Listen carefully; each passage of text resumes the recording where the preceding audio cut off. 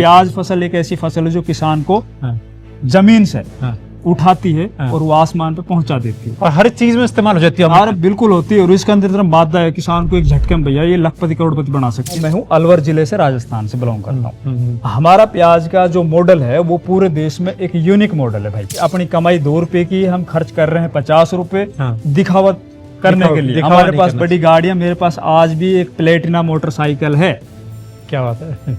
और जबकि मैं अगर मैं अपनी पूरे साल की कमाई की बात करूं तो भाई मैं हर महीने एक गाड़ी खरीदता हूं 4 पहिया वाली। जय गौ माता। दोस्तों, मैं अक्सर आपको दिखाता हूं कि गाय पर काम कैसे होता है, ऑर्गेनिक फार्मिंग कैसे होती है, वैद्य हमारे देश में कैसे काम कर रहे हैं। लेकिन इन सब से ऊपर, इन सब से हटकर एक और श्रृंखला है लोगों की, जिनमें मैं भी शामिल होता हूं। और मेरे से बेहतर, बहुत बेहतर करने वाले कुछ यूट्यूबर्स हैं, कुछ ऐसे लोग हैं जो दूसरे लोगों को इंस्पायर करते हैं खेती के लिए, गौपालन के लिए, डेयरी क्षेत्र में काम करने के लिए। एक ऐसे ही हमारे साथ आज हमारे मित्र हैं भाई इंद्रपाल जी। बहुत सारे लोग उन्हें पहचानते होंगे। देश की जान हमारे किसान। तो देश की जान हमारे किसान, ये विषय पर हम थोड़ी सी चर्चा कर रहे हैं। और आज हम लोग गिर अमृतफल गौशाला में एक्सपर्टाइज में देखता हूं कि हर मौसम के हिसाब से ये आपको कुछ टिप्स देते हैं कि क्या आप लगाएं।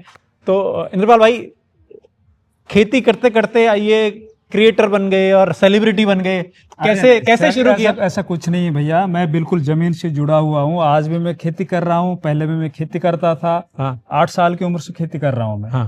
बहुत छोटी उम्र से। कुछ पारिवारिक परिस्थितियां थी, पिताजी बीमार हो गए थे जी, उनको ऑपरेशन हुआ था तो बहुत सी प्रॉब्लम आई थी। उस टाइम पे हमने पढ़ाई के साथ खेती स्टार्ट की। अब खेती स्टार्ट की, चूंकि दिमाग भगवान की दया से ठीक था पढ़ाई में भी, तो बनना कुछ और था, लेकिन वहां पे हम नहीं पहुंच सके। तो फिर हमने सोचा यार क्यों ना अपने इस दिमाग को अपनी इस खेती में लगाया जाए। कोई भी अगर आपके पास किसी भी चीज की एक्सपर्टाइज, किसी भी चीज में आप अव्वल दर्जे में काम कर सकते हो तो उसी में आप अपना 100% दीजिए। जहां तक मेरी सोच थी, तो मैंने सोचा क्यों ना चलो खेती के अंदर ही बढ़िया करते हैं। खेती में बढ़िया किया भी भाई। अपने जिले के अंदर सबसे ज्यादा मैं अक्सर प्याज फसल के ऊपर ज्यादा फोकस करता हूँ। देखिए, प्याज फसल एक ऐसी फसल है जो किसान को जमीन से उठाती है और वो आसमान पे पहुंचा देती है और हर चीज में इस्तेमाल हो जाती है। और बिल्कुल होती है और इसके अंदर इतना मादा है किसान को एक झटके में भैया ये लखपति करोड़पति बना सकती है। तो उसके ऊपर अपने काम किया।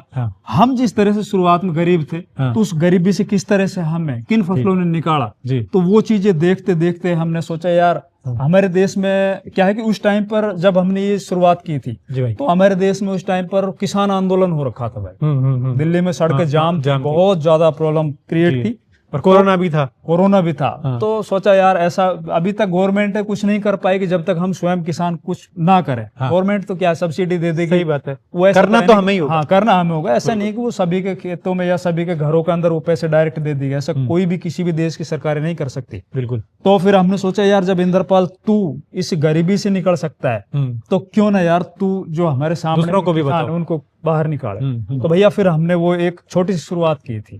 चैनल की शुरुआत वहां से हुई थी। तो देखते थे उस टाइम पर तो सही जानकारी अभी नहीं मिल पा रही थी। जैसे कि फसलों में कपास में गुलाबी सुंडी आती है और भी फसलों में कुछ प्रॉब्लम थी तो उनको सही लोग बता नहीं रहे थे। पता नहीं उनके पास ज्यादा जानकारी नहीं थी। सरकारी जितने भी एग्रीकल्चर यूनिवर्सिटी के जो बड़े बड़े जो प्रोफेसर हैं वो है उनका भी पुराने ढर्रे पे चल रहे हैं। सही बताऊं मैं आपको ऑन कैमरा बता रहा हूँ, बड़ी बड़ाई नहीं कर रहा हूँ जी।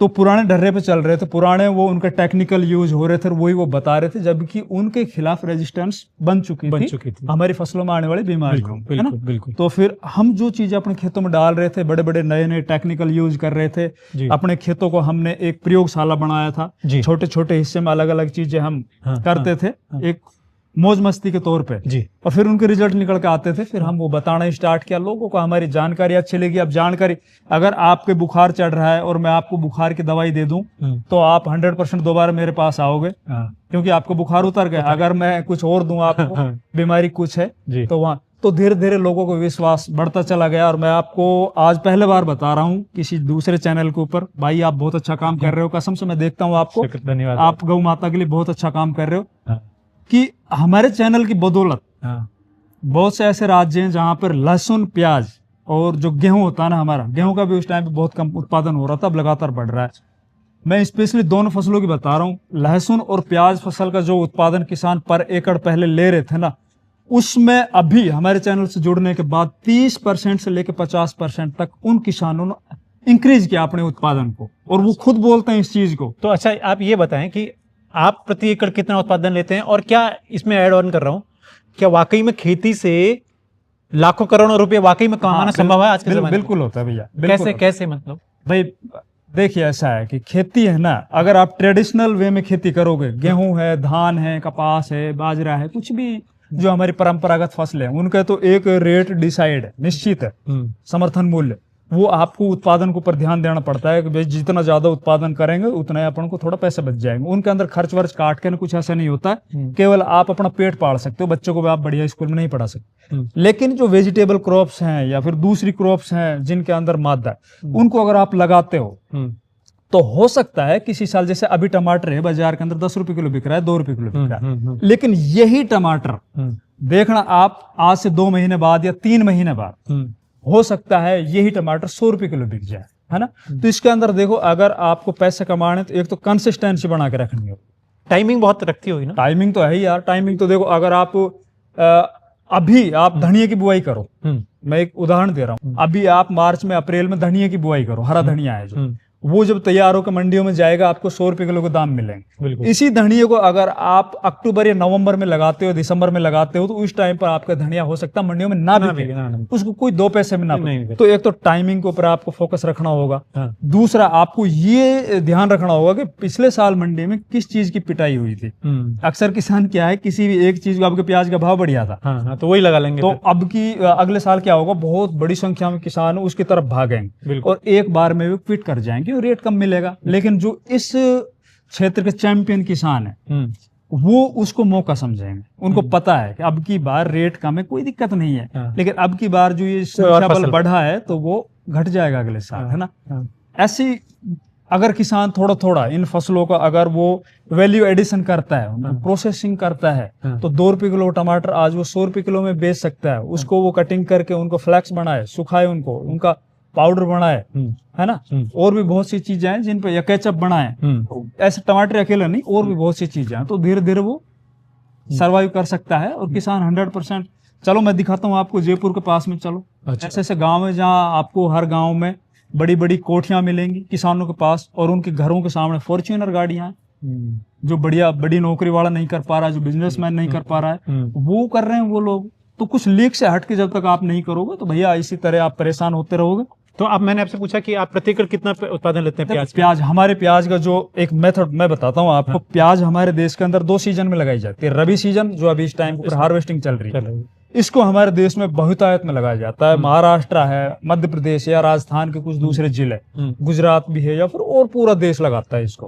तो इसके अंदर जो उत्पादन है वो आपका 200 क्विंटल तक निकल सकता है, 200 क्विंटल। लेकिन इसके रेट जो ऑन एवरेज है वो आपको हो सकता है 5 रुपए किलो से लेकर 10 रुपए किलो मिले, ठीक है। अब प्याज के बाजार भाव चूंकि कब बढ़ते हैं, दीपावली के लगभग, जब अखबारों में आता है प्याज सरकारें गिरा देती है, बढ़ता है ना हर साल।